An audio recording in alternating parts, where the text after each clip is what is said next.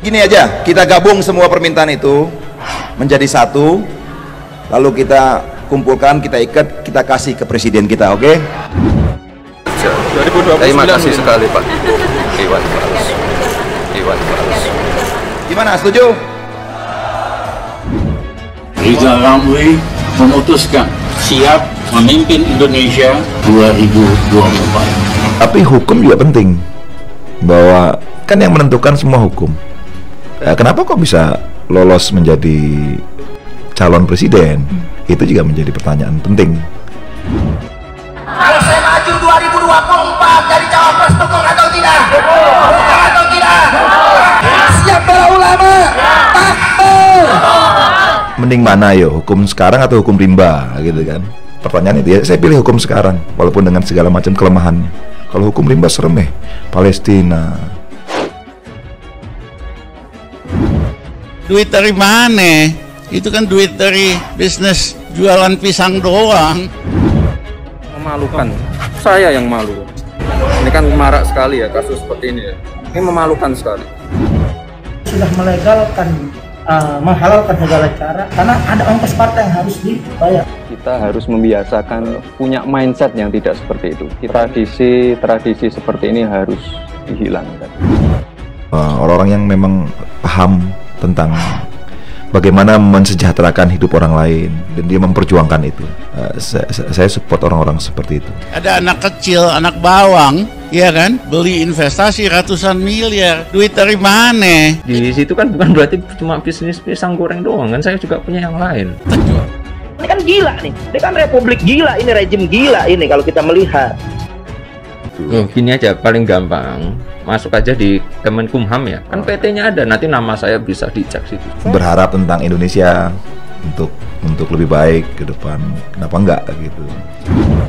Penyanyi senior Iwan Fals menyinggung soal Presiden Republik Indonesia selanjutnya yang akan menggantikan Presiden Joko Widodo alias Jokowi. Ia menilai sepertinya sulit membayangkan presiden selanjutnya yang lebih canggih dari Presiden Jokowi. Membayangkan presiden selanjutnya berarti harus lebih canggih dari Jokowi. Wih, berat kayaknya, kata Iwan Fals melalui akun Twitter pribadinya pada Sabtu 8 Januari 2022. Pasalnya, menurut Iwan Fals, Presiden Jokowi memiliki pencapaian-pencapaian di tengah rintangan dan masalah yang dihadapkan kepadanya. Dari masuk got sampai menjadi pemimpin G20, terbang sana-sini, bangun ini itu, dibully tiap hari, minum jamu pahit sekali, ngutang tapi bayar, bohong tapi jujur, dihajar pandemi lagi. Harus ada yang hatinya kuat untuk memimpin negeri ini melewati masa-masa seperti ini. Mensejahterakan rakyatnya, terutama ekonominya. Karena memang sekarang ini apa-apa serba uang. Lalu mencerdaskan rakyatnya. Tentu saja yang cerdas itu yang tidak merusak lingkungan dan percaya akan Tuhan. Sebagaimana diketahui, masa jabatan Jokowi sebagai presiden akan berakhir pada tahun 2024 nanti. Berdasarkan peraturan yang berlaku saat ini, Jokowi tak bisa maju sebagai presiden lagi sebab sudah menjabat 2 periode.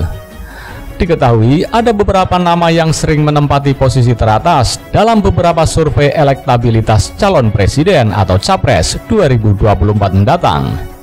Nama-nama itu yakni Ketua Umum Partai Gerindra Prabowo Subianto, Gubernur Jawa Tengah Ganjar Pranowo, Gubernur DKI Jakarta Anies Baswedan, dan lain-lain. Adapun dalam salah satu cuitan Iwan Fals menyebut bahwa kedua putra Jokowi, Gibran Raka Buming Raka dan Kaisang Pangarep cocok untuk maju sebagai capres dan cawapres 2024. Loh, ini serius loh. Coba bayangkan kalau mereka ikut tanding di 2024, abang adik gitu loh.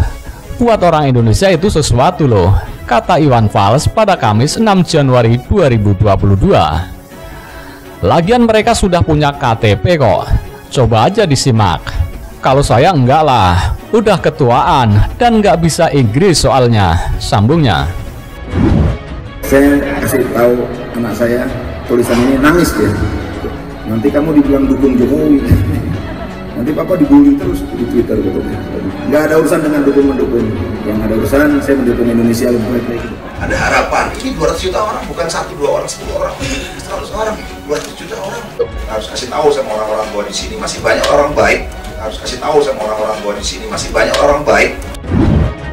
Ya memang saya minta Jokowi supaya ngaca, supaya tahu diri, karena kinerjanya payah banget. Jokowi membangun 25 bendungan. Kinerja soal ekonomi sebelum pandemi aja udah rusak. Hari ini lebih rusak. Kita orang miskin tapi bahagia asik. Dengan saya itu, ayo kita duduki sama dunia bahwa Indonesia masih banyak orang baik. Bangga menjadi orang Indonesia. Jadi saya minta Mas Jokowi, makin lama Mas Jokowi di sana, beban rakyat biasa dan warisan buat siapapun nanti ini akan kompleks. Karena meninggalkan beban yang luar biasa. Jokowi meningkatkan mutu pendidikan umum.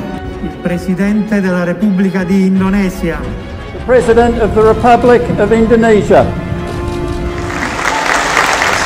Ya, kalau Rizal Ramli dikasih jabatan presiden, dia pergi ke luar negeri, ya barangkali jauh lebih meriah sambutannya. Indonesia merasa terhormat untuk meneruskan presidensi G20 tahun 2022 dengan tema Recover Together, Recover Stronger. President Joko Widodo of Indonesia. Indonesia has been a wonderful leader. Welcome.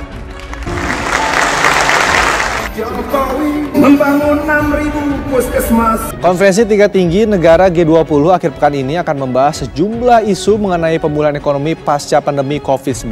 Demikian juga soal ekonomi, nggak usah digede-gedean bahwa Indonesia diakui dunia memimpin G20, anggotanya 20, itu nggak ada poin apa-apa di situ tuh. Orang nggak anggap itu sebagai sesuatu. Dipuji-puji oleh Italia, silahkan Pak Presiden. Jadi lebih baik mundur diri. Supaya baik-baik kok, kita akan terima kasih.